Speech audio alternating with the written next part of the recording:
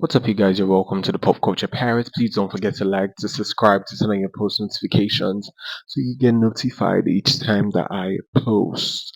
So let's get right into it. So before we start, we have good news and we have bad news. So I don't know which to get into first. Is it the good news or the bad news? I think we should get into the good news first because the good news leads to the bad news. So, if you do not know already, Nicki Minaj has been ranked the 13th greatest pop star of all time, according to Billboard. So, Billboard has ranked Nicki the 13th greatest pop star of all time. Nicki remains the only female rapper on the list as usual, amongst few male rappers too. So she's one of the few rappers on the list and the only female rapper on the list. How iconic is that? So that was the good news. So let's get right into the bad news.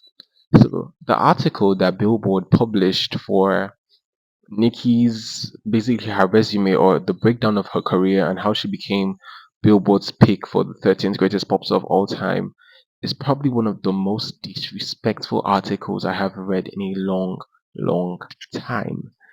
They left discussing Nikki's legacy, they left discussing things that she has accomplished, and in between each line, there was shade of some sort, there was disrespect of some sort, there was something. They they left the legacy of Nicki and started discussing the comeuppance of Cardi in 2017. They left everything they had to discuss about Nicki. And it was, oh, Sheeta, oh, Remy Ma, oh, Cardi, oh, Sheeta, oh, Remy Ma, oh, Cardi. And don't get me wrong, I am fully aware that these are moments in Minaj's career. Like, those moments actually were part of Nicki's career, but they just do not add up to how she became the 13th greatest pop star of all time. Let me show you an example of what the article published. It also didn't help that outside of Chun-Li, Queen the album failed to generate any real hits of its own. In fact, the biggest hit of this Nicki era is technically Fifi, a Murder Beats produced collaboration with embattled rapper 6ix9ine that peaked at number 3 on the Hot 100 and was tacked onto the album's deluxe edition. Coupled that with Future dropping out his planned co-headlining tour with Nicki. He was later replaced by Juice WRLD, and the Queen era was easily Nicki's messiest era. Did we mention that Fashion Week altercation with Cardi? Now, do not get me wrong, there are some bitter truths concerning the Queen era, such as Chun-Li being one of the biggest hits, as well as Fifi being the actual biggest hit of the album. But let's not pretend like songs like Bed with Ariana were not hits. Let's not pretend like everybody and their mother, the entire rap community, was discussing Barbie Dreams, among others.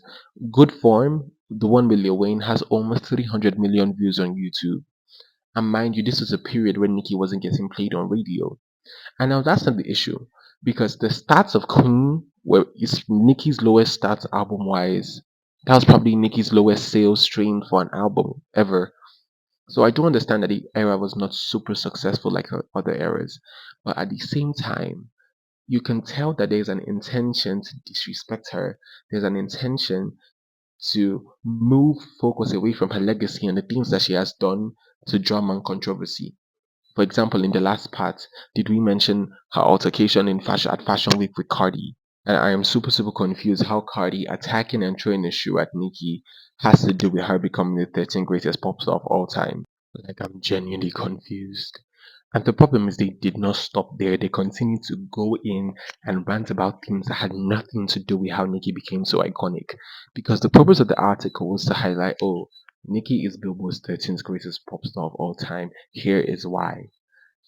And not to bring light to, oh, Nicki did this, Nicki's controversy did this, Nicki fought with this person, Nicki fought with that person. That makes absolutely no freaking sense. Literally. And like that wasn't enough for Billboard, they will continue to go in saying Nicki Minaj has been the ultimate victor, villain, and survivor of the 21st century pop music and culture, sometimes all at the same time. Her allegiance to alleged predators and abusers, embrace of problematic conspiracy theories, and weaponization of her and her fans' parasocial relationships are all truths that are unerasable from Minaj's legacy. A provocateur in the truest sense, Minaj knows what buttons to press and she's always ready to Hulk smash them. She's fearless in that way. But the threat of being replaced always looming for any veteran artist at her level, she continues demanding the spotlight. And I'm so confused. I'm so confused because I can see how Nicki has portrayed herself. in a way that people would have controversial opinions about her. And she has said severally that she doesn't give a F and she's going to say what she wants to say, and she doesn't care the picture that people paint about her in their head because they were painting pictures anyways. Fine and good. Dickie doesn't give a F how you perceive her, so she says what she wants. So I see how someone could have these insinuations about Nicki. So if you're publishing an article concerning that, literally there's no problem. But if you're publishing an article that's about her legacy, who she is, everything she has done, and what has made her rank on your 13th greatest pop star list, she didn't ask to be there. You saw her career worthy to be on your list. And now you choose to disrespect her after putting her on the list that she never asked to be on. You chose to put her there. You chose to say, oh, Nicki's the 13th greatest pop star of all time. Literally nobody made that decision for you. You chose to do that, and then you go ahead to disrespect her in the article that she never asked to be on. That's freaking crazy to me. That's freaking crazy. But child, anyways, there's a petition going around for Billboard to change their write up on Nicki. So at the very end of the video, I will attach the link. So if you do want to change the write up, please do click the link and sign the petition.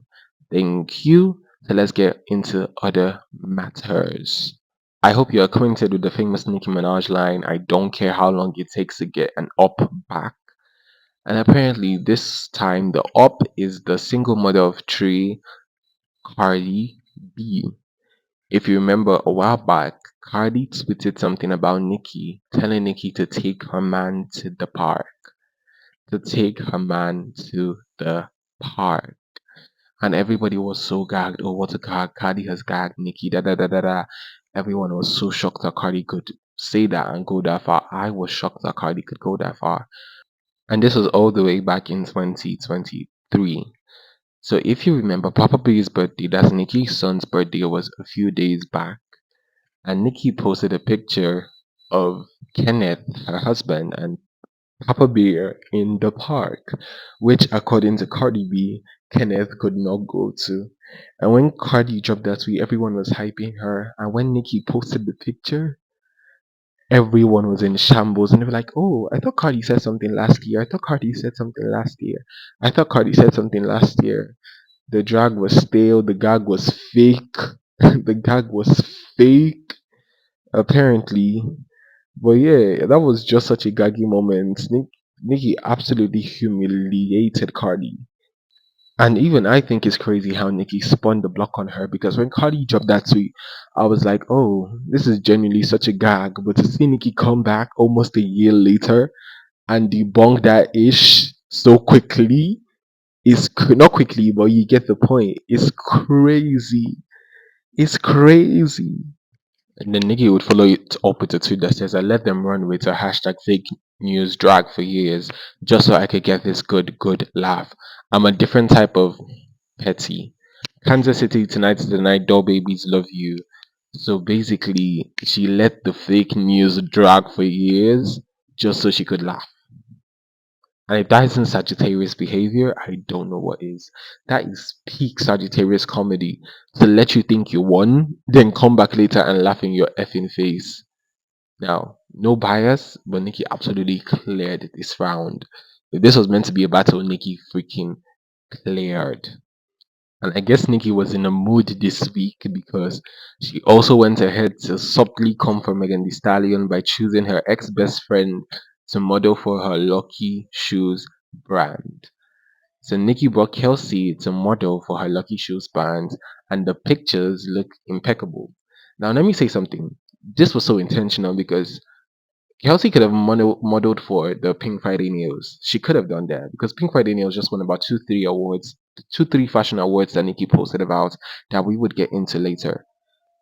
But I promise you that it is no coincidence that after dragging Megan for Bigfoot, and dropping an entire song titled Bigfoot, she would then have her ex best friend model for her shoe brand. That is such a clever shade, and it's kind of what she did with Remy with bringing in Ra. That's Remy Raleigh. That's also Remy's best friend, that former best friend at the time, and I think it's just such a sneaky thing to do. And in the world of rap battle and music beefs in general, anything is fair. Literally, Literally, rappers used to pull guns on themselves in the 90s. So I promise you anything in space. So while some people say, "Oh, she went too far, she went too far, she went too far," I said it before, I'll say it again. In the world of rap, anything goes. And it's just that simple. And I know it's a hard truth that people don't want to hear. But if I could get your best friend to disrespect you or your ex best friend to disrespect you for me, for my purpose, then I promise you I have one. But do let me know what you think. Don't forget to like, to subscribe, to turn on your post notifications. And also the link for petition change will be in the description. Good night.